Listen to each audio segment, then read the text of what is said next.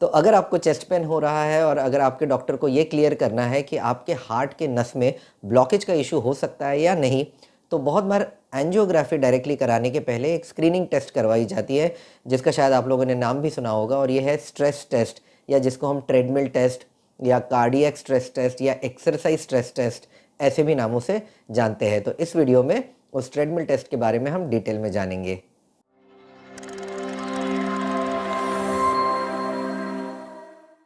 तो सबसे पहले जानते हैं कि ये स्ट्रेस टेस्ट या ट्रेडमिल टेस्ट एग्जैक्टली होता क्या है। तो ये एक ऐसा टेस्ट है जिसमें आपको एक ट्रेडमिल पर चलाया जाता है, और जब आप उस ट्रेडमिल पर चल रहे होते हैं तो उस टाइम पे आपका कंटिन्यूसली ईसीजी मॉनिटर किया जाता है, आपके हार्ट रेट पर नज़र रखी जाती है और आपके ब्लड प्रेशर को भी मॉनिटर किया जाता है।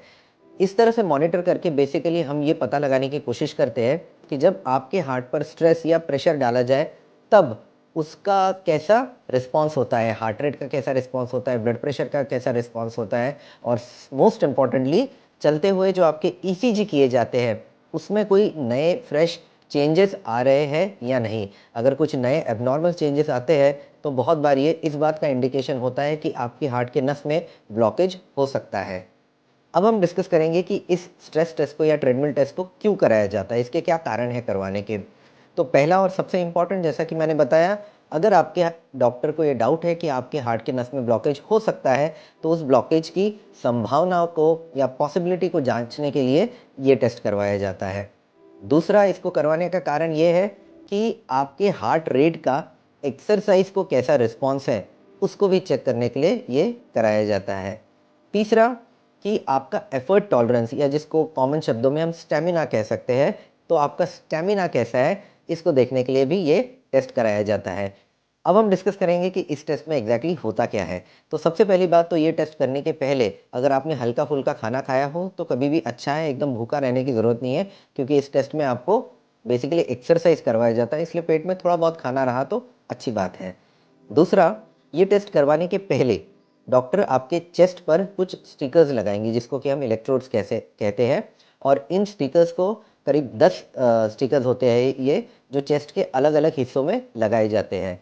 फिर इन स्टिकर्स के ऊपर ईसीजी के वायर्स कनेक्ट किए जाते हैं, और ईसीजी के वायर्स कनेक्ट करने के बाद फिर आपको कहा जाएगा कि अब आप ये ट्रेडमिल मशीन पर चढ़ सकते हो। चढ़ने के बाद डॉक्टर आपको एक्सप्लेन करेंगे कि ये मशीन किस तरह से शुरू होगी और फिर इस पर आपको किस तरह से चलना है। मैं यूजुअली पेशेंट्स को एक वीडियो दिखाता हूँ जिसमें एक ट्रेडमिल पे चलते हुए व्यक्ति का एक शॉर्ट वीडियो क्लिप है, जो देखने से पेशेंट्स को क्लियर हो जाता है कि एग्जैक्टली ये ट्रेडमिल मशीन पे कैसे चलना है। इसके बाद इस ट्रेडमिल को शुरू किया जाता है।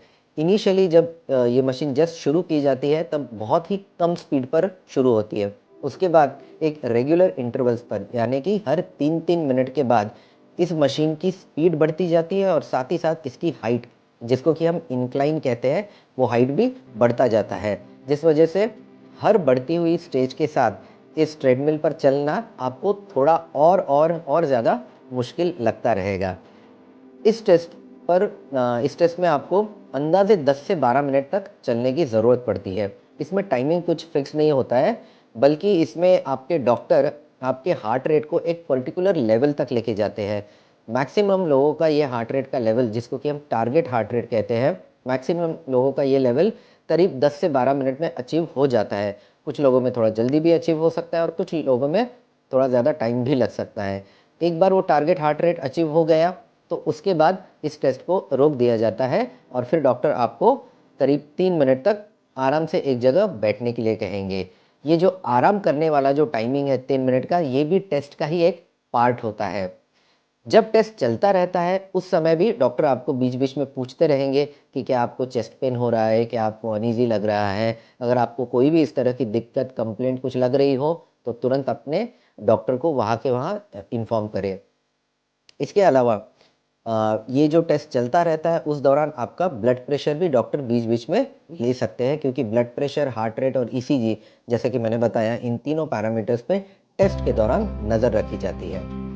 एक बार आपका बैठ के 3 मिनट वाला ड्यूरेशन ख़त्म हो गया तो इसके बाद ये टेस्ट कंप्लीट हो जाता है। फाइनली हम जानेंगे कि इस टेस्ट में एग्जैक्टली डॉक्टर फाइनल रिजल्ट कैसे इंटरप्रेट करते हैं। तो इसमें मेनली 3 बातों को देखा जाता है। सबसे पहले और सबसे ज़रूरी कि क्या आपके ईसीजीज़ में जैसे-जैसे एक्सरसाइज़ का लेवल बढ़ता गया, क्या आपके ईसीजीज़ में कुछ एब्नॉर्मल चेंजेस आए हैं या नहीं? ये मोस्ट इम्पॉर्टेंट चीज़ हो गई। इसके अलावा आपके हार्ट रेट का रिस्पॉन्स कैसा था और आपके ब्लड प्रेशर का रिस्पॉन्स कैसा था, इसे भी चेक किया जाता है। अगर आपके हार्ट के जो ईसीजीज़ में कुछ एब्नॉर्मल चेंजेस आए हैं, तो वो इस बात का इंडिकेशन है कि आपके हार्ट के नसों में ब्लॉकेज होने की संभावना काफ़ी ज़्यादा है और ऐसे वक़्त बहुत बार डॉक्टर आपको एडवाइस करेंगे कि आगे की कन्फर्मेटरी टेस्ट जैसे कि एंजियोग्राफी करा ली जाए।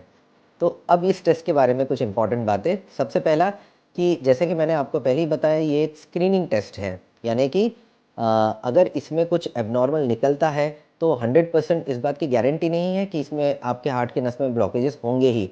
अगर कुछ एब्नॉर्मल टेस्ट ये आती है, पॉजिटिव अगर आती है, तो यूजुअली इसको आगे कन्फर्मेशन की ज़रूरत होती है और most of the times confirmation के लिए जो टेस्ट किया जाता है वो है एंजियोग्राफी। दूसरी इसके बारे में इम्पॉर्टेंट बात या यूँ कहिए कि इसका फ़ायदा ये है कि ये एंजियोग्राफी की तरह इन्वेसिव टेस्ट नहीं है। इसमें कोई बॉडी में इंस्ट्रूमेंट्स, ट्यूब्स, कैथेटर्स ऐसी चीज़ें या कॉन्ट्रास्ट का इंजेक्शन ऐसी चीज़ें नहीं दी जाती है।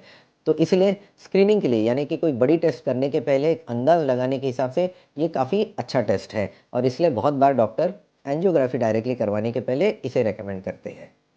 आई होप कि इस वीडियो को देखकर स्ट्रेस टेस्ट के बारे में आपकी जो भी डाउट्स है, जो भी क्वेरीज़ है, मैक्सिमम मैं या वो प्रॉब्लम्स या वो क्वेरीज सॉल्व कर पाया हूँ। अगर इसके बावजूद भी आपके कुछ डाउट्स, क्वेरीज, क्वेश्चंस रहते हैं तो नीचे कमेंट सेक्शन में ज़रूर पोस्ट करिए। मैं जितना जल्दी हो सके उसका रिप्लाई देने की कोशिश करूँगा।